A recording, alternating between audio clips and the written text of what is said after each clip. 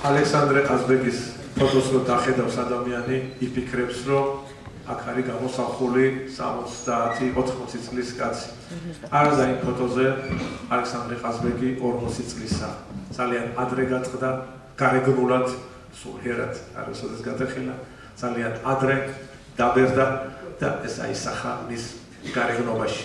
ალექსანდრე ყაზბეგს, როგორც გითხარით, ძალიან სასტიკად მოექცა თავისი თანამედროვეობა და ისიც კი იკადრეს, რომ დაებრალებინათ მისთვის თითქოს ეს რომანები და მოთხრობები მისი არ იყო და ეს სიცოცხლეშივე გააგონეს და სიკვდილის მერეც არაერთხელ თქვენს და ვახტანგ კოტეტიშვილი იძულებული შეიქნა 20-იან წლებში მე-20 საუკუნისა, რომ დაეწერა საგანგებო წიგნი ამის თაობაზე და დაესაბუთებინა, რომ ალექსანდრე ყაზბეგი იყო აი ამ ძვირფასი მემკვიდრეობის შემქმნელი.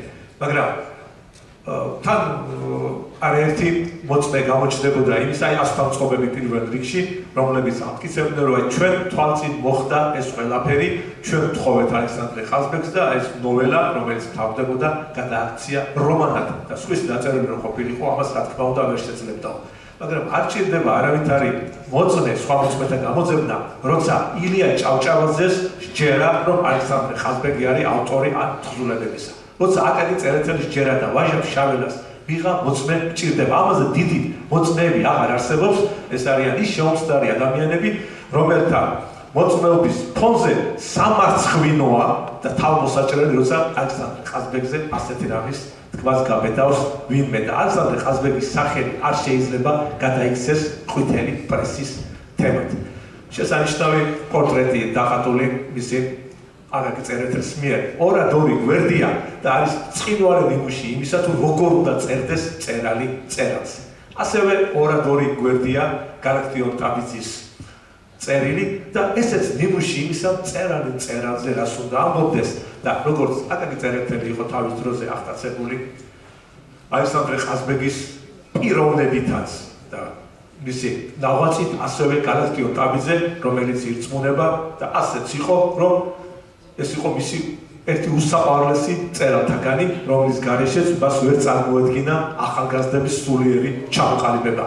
გალაქტიონ ტაბიძე ძალიან კარგად აქვს ნათქვამი, ეს იყო წმინდანი და შეშლილი. აი ამ ორ სიტყვაში მოქცეული არის ალექსანდრე ყაზბეგის პიროვნება და მისი ტრაგიზმი.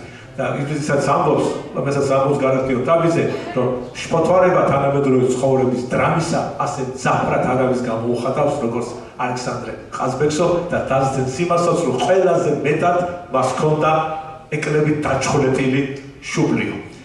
ალექსანდრე ყაზბეგი იყო ბოგანო, როცა გარდაიცვალა. ყოვლად უსახსრო ადამიანი, კაცი, რომელიც იყო ყველაზე დიდგვაროვანი იმ დროინდელ საქართველოში და ჰქონდა აურაცხელი ქონება გადმოცემული მამა პაპისაგან.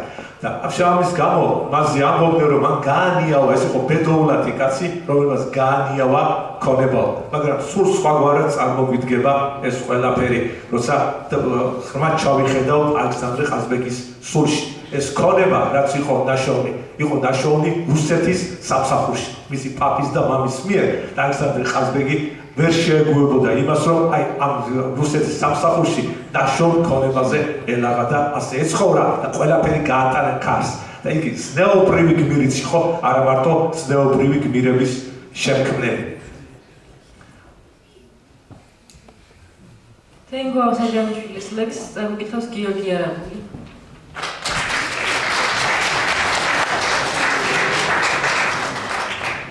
ალექსანდრე ყაზბეგის ვედრება სამების ტაძარში. წმინდა სამების ტაძრად მოვალ, აქ დავსახლდები. ცუდი სოფლიდან ვირიყები და ვიდეონები. მოვედი ტაძარში, სად სახლობენ თემის კაცები, დეკანოზები, ხევის გმირნი, ხევის ბერები.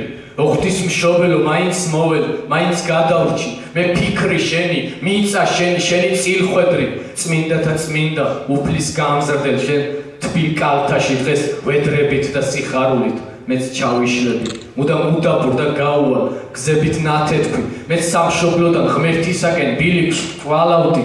საქართველოზე დარდის თოვლით ასე გავთეთრდი მამულზე ფიქრით ნაადრევად გავჭაღარავდი მე უარყვავი რუსთა მეფის მედალჩინები მე უარყვავი სხვა სიმდიდრე ყალბი ტიტული ეს წმინდა ჯვარი საქართველოს ეს მზის სხივები იმედ ნუგეშად გულზე ქონდა სულ დაკიდული მთელი ცხოვრება ვიყავ ცხენსი ვიყავ სარქალი დრო იყო მგლობის ზალადობის ძარცვის ქურდობის ღვთისგან ბოძებულ ნიჭისა და სიტყვის ფარხმალით მეც საქართველოს დიდების გზას წინ მიუძღოდი მე შემიფარე ღვთისმშობელო შენი ტაძარით მტერთა ჩემთაგან სამშობლოდან დღეს ვიდევნები ვიძი საბჭო და საკრებულო ისევ აქ არის დეკანოზების და სულმნათი ხევისბერების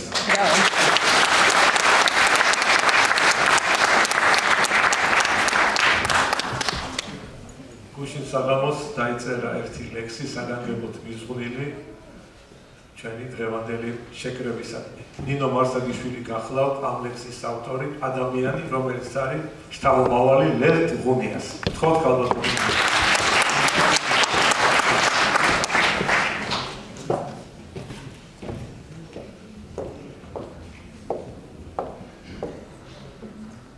მოგესალმებით. ყველას განსაკუთრებით ვინმე ხევიდან არის ჩამოსული და ვიცი რომ თითოეულა მაინც იქნება ჩამოსული. ლევ ტღუნია იყო ბაბაჩემის პაპა, გიორგი ავსაჯანიშვილის, დედაჩემის მამის, გიორგი ავსაჯანიშვილის პაპა. და ბევრი რამ ვიცი მე ლევ ტღუნიაზე, რაც ჯერ ვერ გამოვეცი, წერ წიგნებს, მაგრამ ვერ გამოვცემ. შარშანწინ ერთი მოვახერხე და გამჩერდი იმის შემდეგ. რაც შეეხება ახლა გამახსენდა მე რაც ბავშვობიდან მაწუხებდა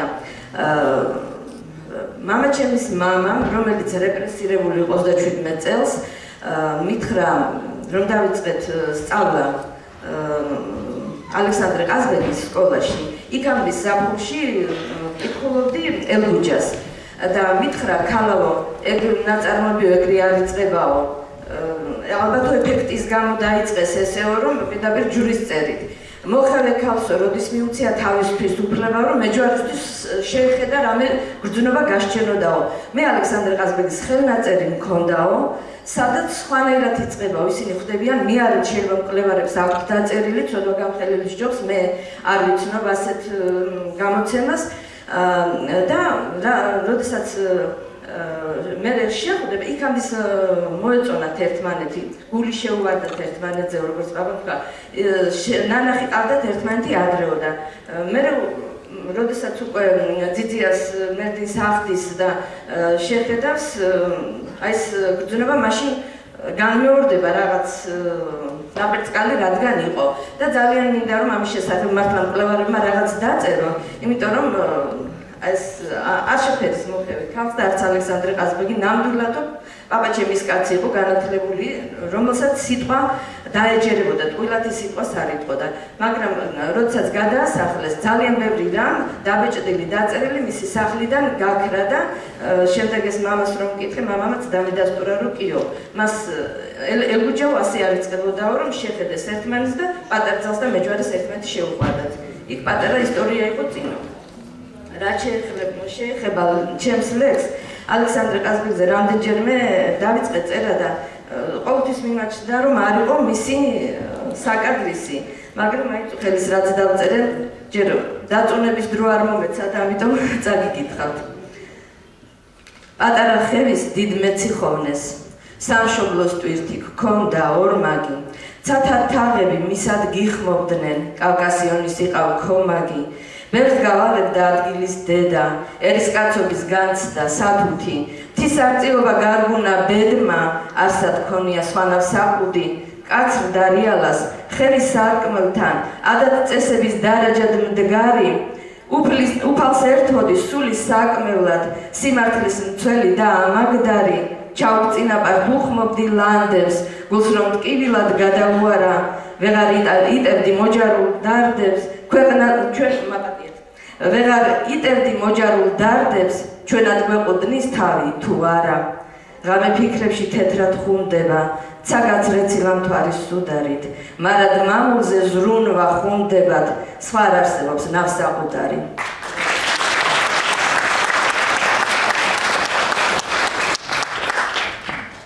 ისევ ვთხოვოთ ანსამბლ ჯვარებს.